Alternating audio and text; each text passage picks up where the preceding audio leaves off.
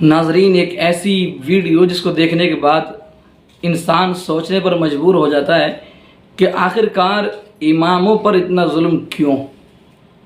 کیا امام اسی چیز کے لیے پڑھتا ہے؟ 10 سال 15 سال مدرسے میں رہ کر، ماں باپ سے دور رہ کر وہ علم سیکھتا ہے، دین کی تعلیم حاصل کرتا ہے، خواب اس کے یہ ہوتے ہیں میں کسی مسجد میں جا کر امامت کروں گا، لوگوں کو نماز پڑھاؤں گا، دین سکھاؤں گا۔ لیکن یہ دین سکھانے والے، اپنے ماں باپ سے دور رہنے والے کتنے مظلوم ہوتے ہیں اور ان کے ساتھ قوم کتنا ظلم کرتی ہے۔ آپ اس ویڈیو میں دیکھیے، یہ ویڈیو ضرور آپ کے دل کو دہلا دے گی۔ میں نے جب یہ خبر سنی یقیناً بڑی تکلیف ہوئی، اور یہ حقیقت ہے۔ آج کل ماحول یہ ہے، ہر گاؤں میں 2-4 ایسے بدبخت انسان مل جائیں گے جو کہیں نہ چلے تو وہ امام پہ ظلم کرنا شروع کر دیتے ہیں، کچھ نہ ملے تو بلا وجہ کی باتیں بنانا شروع کر دیتے ہیں، اور آخر کار فیصلہ یہ ہوتا ہے کہ صاحب امام صاحب کا استعفیٰ کر دیا جائے۔ یقیناً استعفیٰ کرنا کوئی بڑا کام نہیں ہے، اور جگہ چھوڑنا بھی کوئی بڑا کام نہیں ہے، لیکن اس سے پوچھئے جس نے اپنا سب کچھ چھوڑا تھا اس لیے کہ دین سیکھوں گا، دین سکھاؤں گا، لیکن حالات اتنا مجبور کر دیتے ہیں انسان کو کہ انسان سوچتا ہے کہ میں نے دین کیوں پڑھا، میں اس لائن میں کیوں آیا۔ اور کوئی انسان بھی اس حالت میں جب اس کے ساتھ یہ ظلم ہوتا ہے تو وہ امام، وہ عالم اپنے بچوں کو عالم بنانے کے لیے 10 بار سوچتا ہے کہ عالم بناؤں تو کیا کروں، بناؤں یا نہ بناؤں۔ جس امام کے ساتھ اتنا ظلم ہو کہ بلا وجہ اس کو نکال دیا جائے، اس کے ہاتھ سے، اس کے تھالی سے اس کا نوالا چھین لیا جائے، تو کیا وہ اپنے بیٹوں کو، اپنی اولاد کو اس لائن میں لے کے آئے گا؟ یاد رکھیے، اگر آپ کی وجہ سے، کسی کی وجہ سے اگر کوئی عالم، کوئی دین پڑھانے والا اپنی اولاد کو دین پڑھانے سے روکتا ہے تو اس کے ذمہ دار آپ بھی ہوں گے، اس لیے کہ آپ نے ان کا ساتھ نہ دیا، ان کا آپ نے احسان نہ مانا، ان کے ساتھ محبت کا سلوک نہ کیا، بلکہ آپ نے ظلم کیا، جس وجہ سے وہ اپنی اولاد کو دین کے راستے سے دور رکھ رہے ہیں کہ ہم دین پڑھائیں گے تو ہمارے جو ساتھ ہو رہا ہے وہی ہمارے اولاد کی بھی ہوگا۔ دیکھیے یہ چند منٹ کی ویڈیو جو بالکل حقیقت ہے۔ میں اچھی طرح ان مولانا صاحب کو جانتا ہوں، اس لیے کہ جو بھی ویڈیو یہ لے کے آتے ہیں بالکل حقیقت ہوتی ہے، اس لیے میں نے سمجھا کہ یہ ویڈیو میں آپ تک پہنچا دوں۔ ہو سکتا ہے کسی کے دل میں کوئی بات اتر جائے اور وہ اپنی زندگی میں کسی امام کے بارے میں غلط سوچنے سے بچے، غلط کرنے سے بچے، اور یوں اپنے آپ وہ دنیا اور آخرت کی بھلائی حاصل کرنے۔ دیکھیے ویڈیو آپ کی نگاہوں کے سامنے، سنیے، دل کی گہرائی سے سنیے، اور ویڈیو کو شیئر کر دیجئے۔ گزارش ہے چینل کو سبسکرائب بھی کر لیجئے تاکہ ہماری ویڈیو آپ تک پہنچتی رہے۔ سنیے ویڈیو آپ کی سماعتوں کے حوالے۔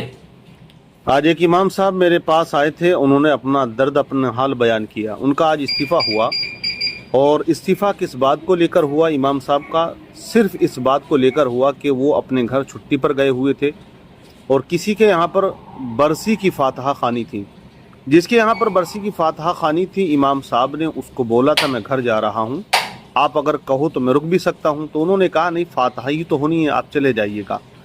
امام صاحب کا بیان یہ ہے کہ میں اپنے گھر چلا گیا، اگلے دن متولی کا فون آتا ہے میرے پاس میں، اور اس نے کہا کہ آپ اپنا حساب آ کر لیجیے، لوگ آپ سے بہت خفا ہیں، بہت ناراض ہیں، آج فاتحہ تھی اور آپ رک نہیں پائے۔ تو امام صاحب نے کہا کہ اس سے میں نے کہا تھا کہ اگر آپ کہو تو میں رک جاؤں، اگلے دن چلا جاؤں گا۔ اس نے کہا کوئی ایشو نہیں، آپ جا سکتے ہو۔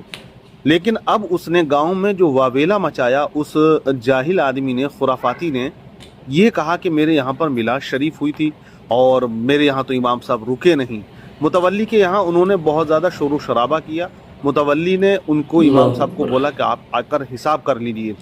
امام صاحب نے اپنے درد بیان کرتے ہوئے بتایا کہ میں گیا، اور جانے کے بعد میں نے کہا کہ میرے جو 15 دن آ چکے ہیں مہینے کے، آپ میرا حساب کر دیجیے۔ تو متولی صاحب نے کہا کہ 15 دن کے آپ نہیں پیسے لیں گے، چھٹیاں آپ کی کٹیں گی، جو آپ کل گئے ہو کل کا دن آج کا دن بھی کٹے گا، 12 دن کی تنخواہ آپ کو دی جائے گی۔ 15 سے 12 دن کر دیے گئے، 1 گھنٹے میں، ایک ہی دن میں ان کا فیصلہ ہو گیا۔ انہوں نے امام صاحب کا تبادلہ کر دیا، استعفیٰ کر دیا، 12 دن کی تنخواہ دی، پلس امام صاحب حجرے کی جو چابی ہوتی ہے تالے کی وہ بھول گئے تھے۔ ٹینشن ہوتی ہے آدمی کو جب انہوں نے سنا کہ متولی کہہ رہا کہ آپ آ کے حساب کر لیجیے، بہرحال وہ بھول گئے، یا کرتے کی جیب میں وہ دوسرے میں رہ گئی۔ तो मुतवल्ली का कहना ये था कि 250 रुपया कटेगा या आप चाबी ला कर दीजिए। उनका घर उस जगह से जहाँ पे वो इमामत के ओहदे पर फाइज थे गालिबन 40 से 35 किलोमीटर की दूरी पर होगा। 100 रुपये का ताला होगा ज़्यादा से ज़्यादा। उसमें भी इमाम साहब से बड़ी नोकझोंक उन लोगों ने की, बड़े दर्द के साथ, बड़े कर्ब के साथ वो आए थे और कह रहे थे कि क्या किया जाए। आखिरकार अपने बच्चों को मैं मौलवी कैसे बनाऊं, अपने बच्चों को मैं किस तरह से इस लाइन में लेकर आऊं। अब आप मुझे बताइएगा हाल क्या है लोगों का, सिर्फ इस बात पर कि वो रुके नहीं या उनको रोका नहीं गया, फिर पीछे खुराफात को फैला दी। तो मुझे आप बताइए, क्या आने वाली नस्ल अपने आप को मुसल्ले पे लाने की कोशिश करेगी? मुझे तो लगता है कि नहीं करेगी।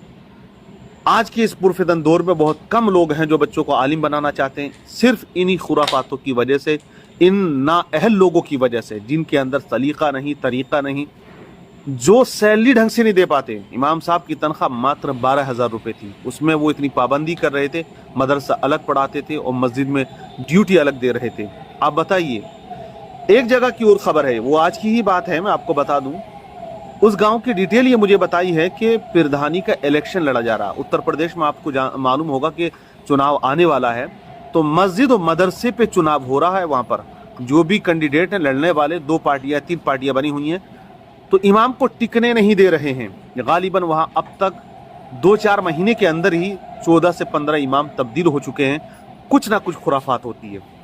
तो वहाँ पर जो मुझे बताया, एक आलिम दीन से मेरी बात हुई, उन्होंने कहा यहाँ इलेक्शन लड़ाया जा रहा है और चुनाव का माहौल गर्म है, इसलिए यहाँ किसी अपने आदमी को आप ना भेजें, अपने मिलने वाले को। मैंने उनसे कांटेक्ट किया था, जगह खाली है तो क्या मैं भेज दूँ? उन्होंने कहा बिल्कुल ना भेजें, क्योंकि यहाँ जोहला हजरात जो हैं वो बिल्कुल तने हुए हैं। तो मैं ही कहना चाह रहा हूँ कि जो प्रधानी का इलेक्शन लड़ना है वो आपको अपने विकास पे लड़ें, आप अपनी अच्छाइयों पर लड़ें। क्या मस्जिद मदरसे को टारगेट करके इलेक्शन लड़ा जाएगा? मुझे आप बताइएगा क्यों? अगर आपकी यहाँ पर ही चल रही है, हालांकि मुसलमानों की चल तो कहीं नहीं रही है, न तहसील, न थाना, न कचहरी, कहीं पर सब जगह से बाइकॉट है और सुपड़ा साफ ही हो गया है। जहाँ चलती है थोड़ी बहुत वो मस्जिद होती है, मदरसा होता है। पॉलिटिक्स बहुत से लोग करते हैं, तो मेरे भाई कभी मस्जिद मदरसे पर पॉलिटिक्स आप ना करें। जो लोग मस्जिद मदरसे पर पॉलिटिक्स करते हैं, राजनीति करते हैं, वो बड़े ही छोटे जहन के लोग होते हैं। इसलिए इमामों को सताने का काम बिल्कुल बंद कर दो, वरना वक्त वो आगा कि नमाज जनाजा के लिए भी आपके गांव में कोई अच्छा आलिम दीन आपको न मिल पाएगा। वही दौर अब पलट के आ जाएगा जो दौर पहले था कि लोग तलाश किया करते थे हमें कोई मिल जाए नमाज जनाजा के लिए, और कई कोस तक कोई मिलता नहीं था। तो हालात बद से बदतर हो जा रहे हैं। तो इसलिए आपको समझना होगा, सोचना होगा और अपने कदम को सोच समझ कर उठाना होगा। नाजरीन, पूरी वीडियो आपने देख ली है, पूरी कहानी आपने सुन ली है। अब आप अंदाज़ा लगाएं, जिस इमाम से चाबी धोखे से घर रह गई हो हुजरे के ताले की, जिसकी कीमत बमुश्किल 100 रुपये हो ताले की, तो उस ताले के भी 250 रुपये इस जालिम इंसान ने, इस कमेटी के सदर ने, जो भी है, इसने इमाम से वसूले हैं। क्या ये जुल्म नहीं है? क्या इतना भी हक उसका नहीं बनता कि उसको तुम 100 रुपये माफ़ कर दो या उसके ऊपर तुम थोड़ा रहम कर लो? बताइए क्या होगा इन लोगों का? क्या मरना नहीं है? क्या अल्लाह को मुंह नहीं दिखाना है? एक तो तनख्वाह बहुत मिलती है बेचारे इमाम को, और उस पर भी ये ज़्यादती। अगर ज़रा सा 100 रुपये का, 2 रुपये का भी नुकसान हो जाए, अगर 2 का नुकसान हो जाए तो कोशिश ये करते हैं कि उससे 100 ले लें। अरे एक कम से कम कुछ तो शर्म आनी चाहिए।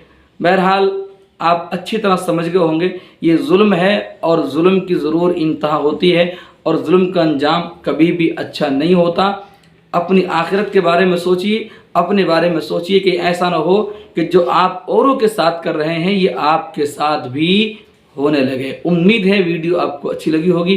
गुजारिश करते हैं कि आप वीडियो को शेयर कर दें, चैनल को सब्सक्राइब कर लें। फिर इंशाल्लाह मिलेंगे किसी और वीडियो में किसी अच्छे पैगाम के साथ। जब तक के लिए अल्लाह हाफिज़।